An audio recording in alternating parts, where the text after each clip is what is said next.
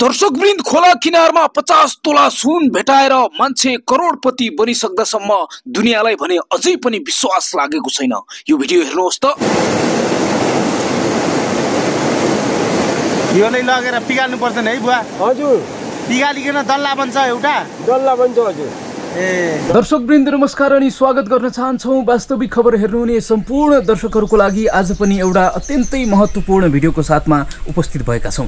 आशा छ यो भिडियो पुरा हेरिसकेपछि अत्याधिक रूपमा सेयर गर्नुहुनेछ। दर्शकवृन्द केही समय अगाडि हामीले रोल्पामा सुन भेटिएको विषयसँग सम्बन्धित रहेर एउटा समाचार प्रस्तुत गरेका थियौँ र सोही समाचारसँग सम्बन्धित रहेर फेरि पनि अर्को फलोअप भिडियोको साथमा उपस्थित भएका छौँ र हामी यस समाचारलाई निरन्तर फलो गरिरहेका छौँ। दर्शकवृन्द, रोल्पामा एउटै व्यक्तिले 10 तोला सुन भेटाएको, 50 तोला सुन भेटाएको भन्ने विषयमा धेरैलाई विश्वास लागेको थिएन, धेरैले पत्याउनु भएको थिएन र सुन भेटाएको समाचार त राख्नुभयो, तर सुन चाहिँ कसरी निकालिन्छ, के छ प्रक्रिया भन्ने कुराहरू पनि कमेन्ट गर्नुभएको थियो र आज हामी तपाईँलाई केही सामान्य प्रक्रियाहरू देखाउनेछौँ। भिडियो पुरा हेर्नुहोला र सुन कसरी खोजिन्छ सामान्य प्रक्रिया तपाईँहरूलाई देखाउन जाँदैछौँ।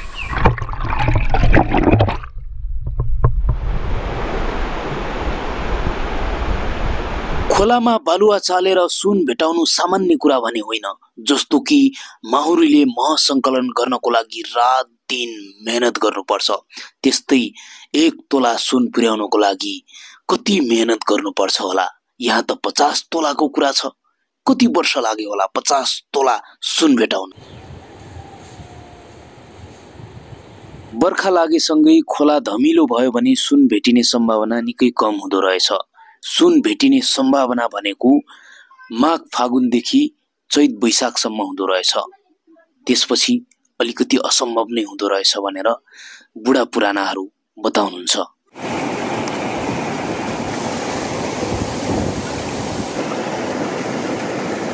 हो त्यही त पहेँलो होइन? हजुर, यो चेप्टा चेप्टा पनि निकाल्ने रहेछ त ता। हजुर।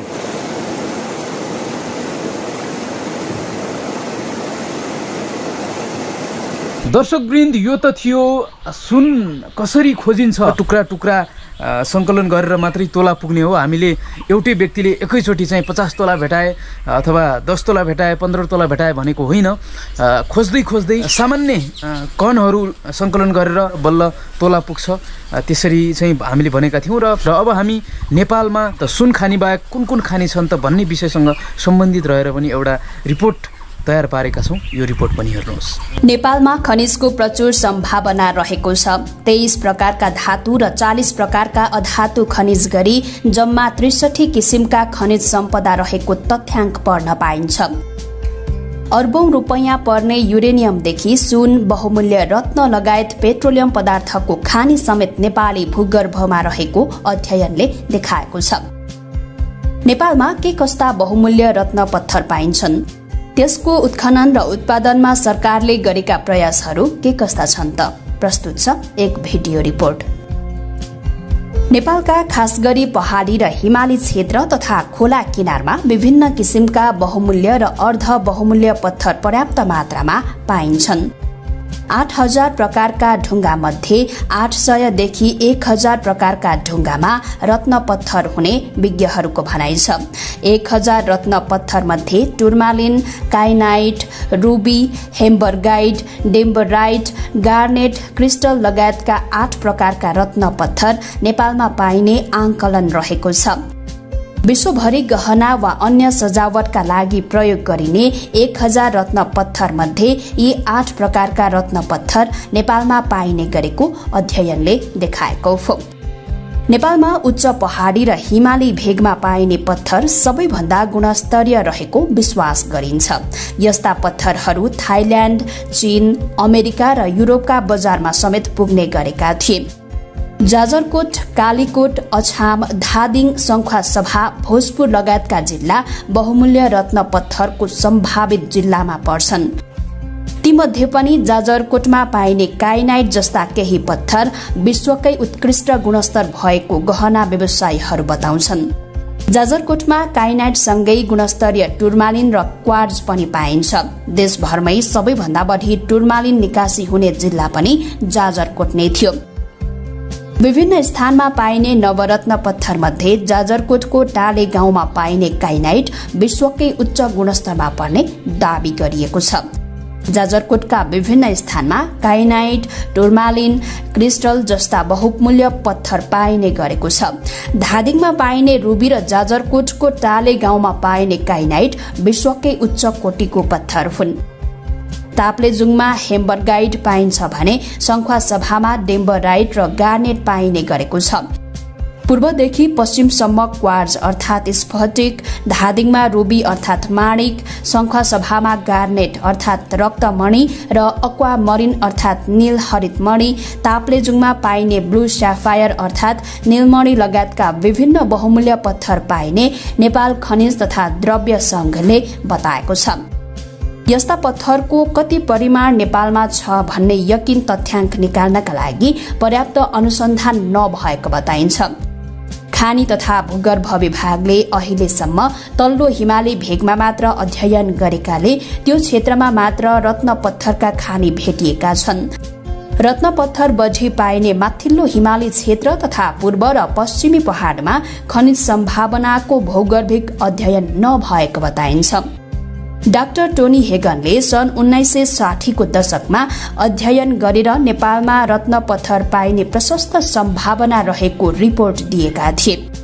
त्यसपछि सन् 1980 को दशकमा अमेरिकी प्रोफेसरहरू क्रिस्टोफर स्मिथ, एलेन वासेट लगायतको अध्ययनले धादिङको रुयाल, लापा, छुमार जस्ता ठाउँमा रुबी र सफायरको खानी रहेको पत्ता लगाएको थियो।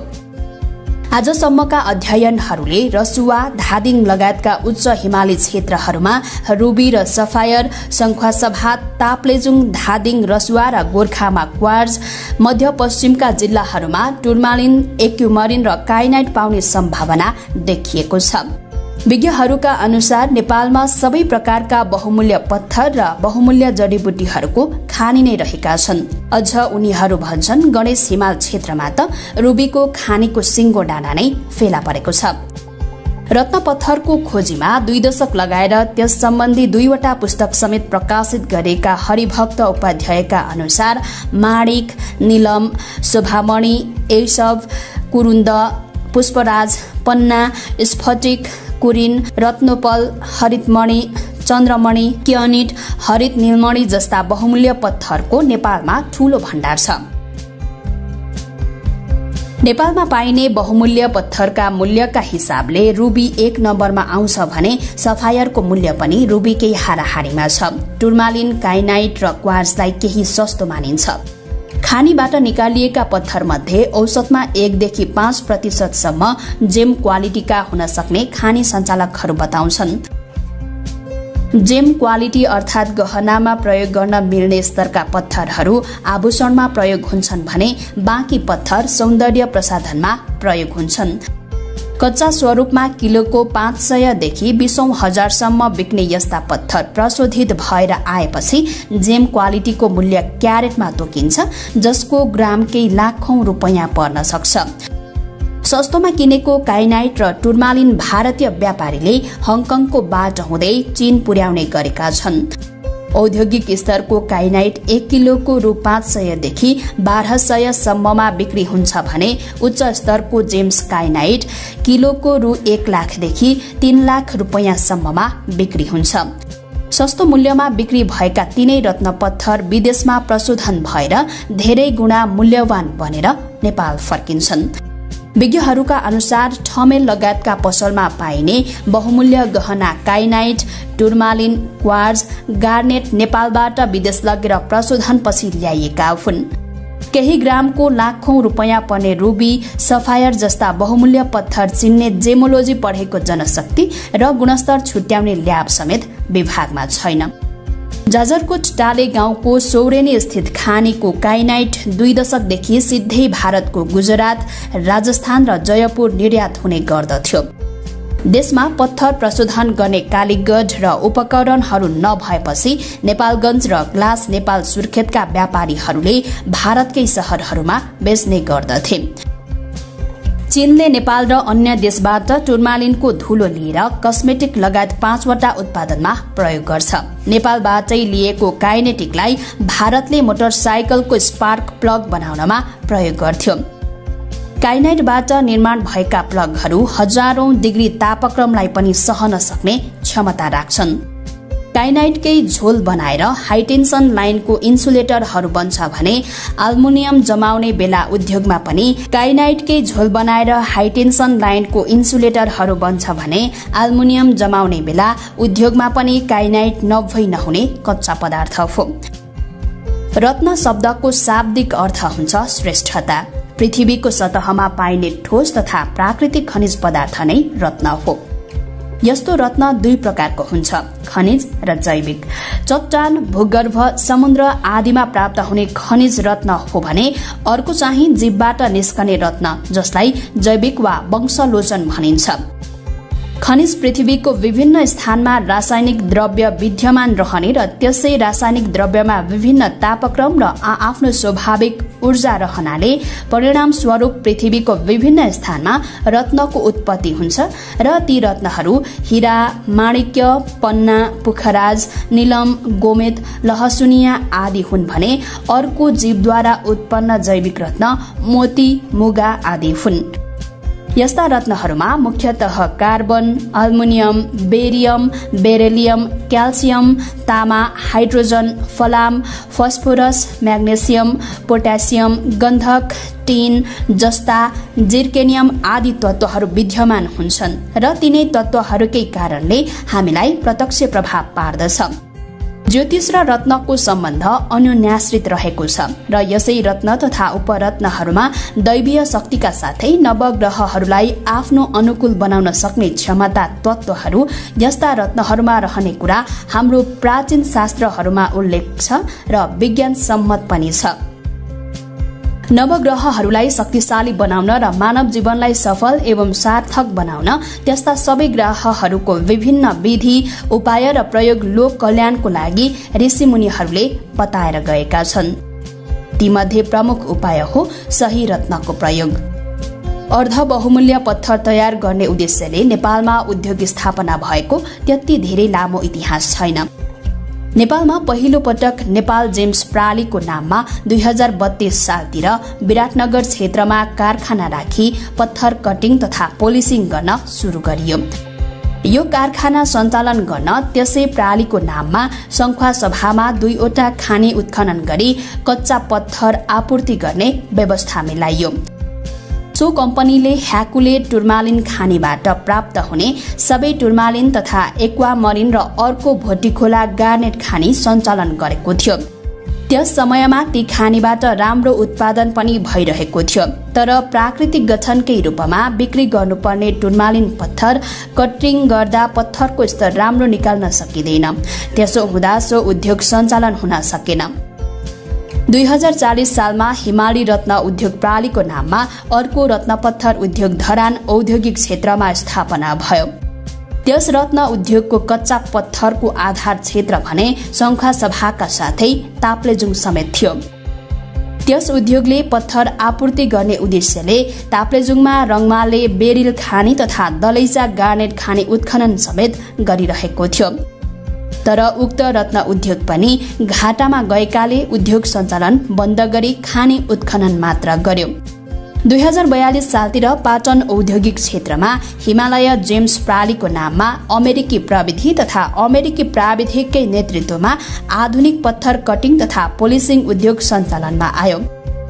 त्यस उद्योगले उच्च स्तरका रत्न पत्थर उत्पादन गरी विश्व बजारमा पुर्याउन सफल त भयो, तर उच्च स्तरको कच्चा पत्थर नेपालबाट आपूर्ति हुन नसकेपछि विदेशबाट आयात गर्ने प्रयत्न समेत सफल हुन सकेन।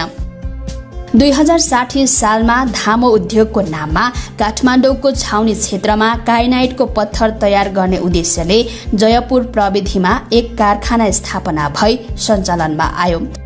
यस उद्योगले जुन उद्देश्य लिएर काम सञ्चालन गरेको थियो त्यसमा धेरै समय चल्न सकेन र काइनाइट कटिङ गर्न छाडेर क्वार्ट्ज तथा एगेटको काममा प्रवेश गर्यो। त्यसबीचमा काठमाडौँ, नेपालगञ्ज र सुर्खेतमा काइनाइट कटिङ पोलिसिङ गर्ने उद्देश्य राखी दर्जनभन्दा बढी साना उद्योग सञ्चालनमा आए। त्यसै क्रममा पाटन नखीपुटमा 2064 सालमा 10-12 जना कामदार सहित राम्रो व्यवस्थापन गरी Nepal natural gems industry kyanite cutting polishing गर्ने उद्देश्य राखी उद्योग सञ्चालनमा आयो। केही समय काइनाइट कटिङ पोलिसिङमा राम्रैसँग प्रगति गरेको देखिए पनि पछि बिस्तारै यस उद्योगले पनि क्वार्ट्जका मालाहरू बनाउनेतर्फ परिवर्तन हुँदै गयो। तर यो उद्योग पनि हाल सञ्चालनमा छैन। विभागबाट अहिलेसम्म एक्युमरिनका 5, काइनाइटका 20, टुर्मालिनका 44, गार्नेटका 2, क्वार्ट्ज क्रिस्टलका 15, कोरोन्डमका 1, क्वार्जाइटका 19 र रुबीको 2 व्यक्ति र कम्पनीले खोज तलास गर्ने अनुमति लिएका छन्। विगतमा खानी सञ्चालकहरूले कच्चा स्वरूपमा नै यस्ता पत्थरको निर्यात गर्ने गरेका थिए। तर सरकारले केही वर्षदेखि यस्ता पत्थरको निर्यातमा प्रतिबन्ध लगाएको छ।